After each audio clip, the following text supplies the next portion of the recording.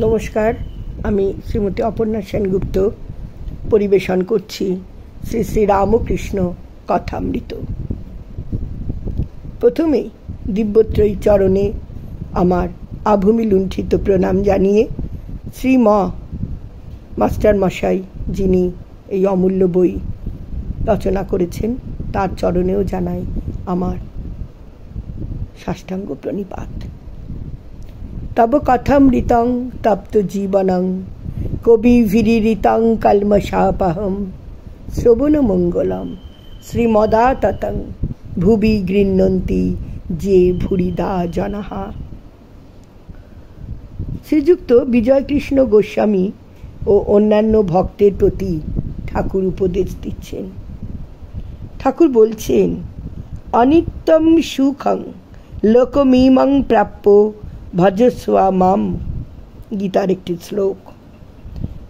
ঠাকুর বলছেন, জীব চার থাক, বদ্ধ জীবের লক্ষণ কামিনী কাঞ্চন। জীব চার থাক, ঠাকুর বলছেন, বদ্ধ, মুমুক্ষু এবং মুক্ত ও নিত্য। বদ্ধ, মুমুক্ষু, মুক্ত, নিত্য। সংসার জালের স্বরূপ। জীব যেন মাছ, আর ঈশ্বর, যার মায়া এই সংসার, তিনি জেলে। অসাধারণ উপমা। জেলের জালে যখন মাছ পড়ে, কতগুলো মাছ জাল ছিঁড়ে পালাবার অর্থাৎ মুক্ত হবার চেষ্টা করে। এদের মুমুক্ষু জীব বলা হয়। যারা পালাবার চেষ্টা করছে, সকলেই পালাতে পারে না। দু চারটে মাছ ধপাং ঝপাং শব্দ করে পালায়।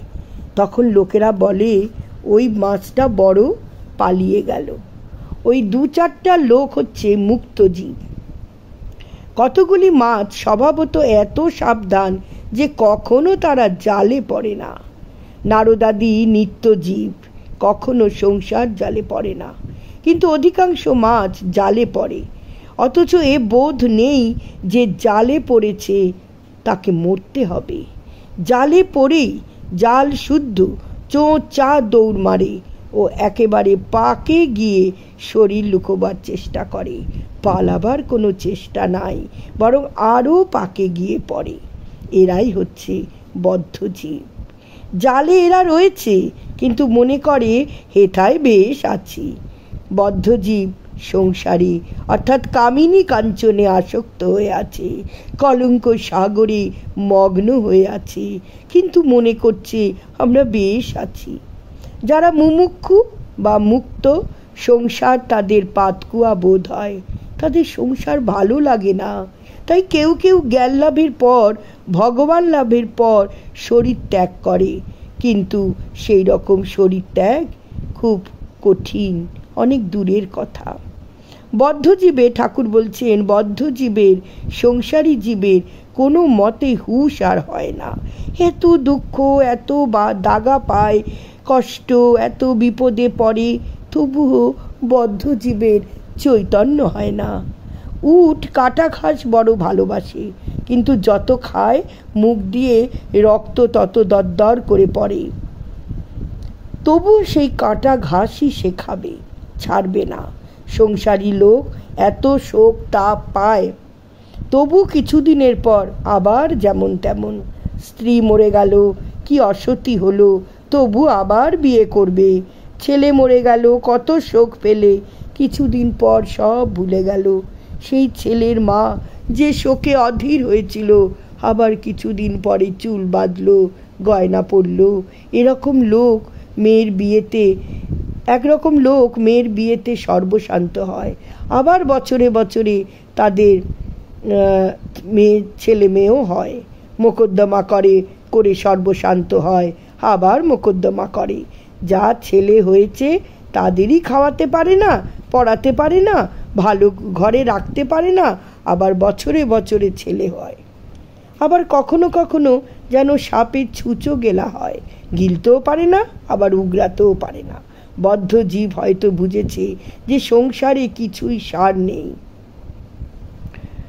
আমরার কেবল আঁটি আর চামড়া, তবু ছাড়তে পারে না, তবু ঈশ্বরের দিকে মন দিতে পারে না। কেশব সেনের একজন আত্মীয় 50 বছর বয়স দেখি ঠাকুর বলছেন তাস খেলছে, যেন ঈশ্বরের নাম করবার সময় নেই।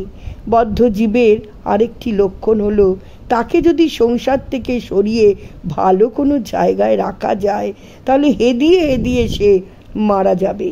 বিষ্ঠার পোকা বিষ্ঠাতেই বেশ আনন্দ পায়, ওইতেই বেশ হৃষ্টপুষ্ট হয়। যদি সেই পোকাকে ভাতের হাঁড়িতে রাখো মরে যাবে। সকলে স্তব্ধ হয়ে গেল ঠাকুরের এই অমৃত কথা শুনে। কত সুন্দর তিনি মানুষের জীবের মনুষ্য জীবেদের তিনি কত সুন্দরভাবে 4 ভাগে ভাগ করলেন এবং বদ্ধ জীবেদের প্রতি কত তাদের যে অবস্থা এবং তাদের মুক্তি পাওয়ার জন্য কি করা সেটুকু ঠাকুর কিন্তু তার এই কথার মধ্য দিয়ে, উপদেশের মধ্য দিয়ে তিনি বলে গেলেন, বার্তা দিয়ে গেলেন। আসুন সবাই কথামৃত পাঠ করি এবং ঠাকুরের অমৃত কথা নিজেরা উপলব্ধি করি এবং সর্বস্তরে পৌঁছে দিই। ভবতু সর্বমঙ্গলম। নমস্কার।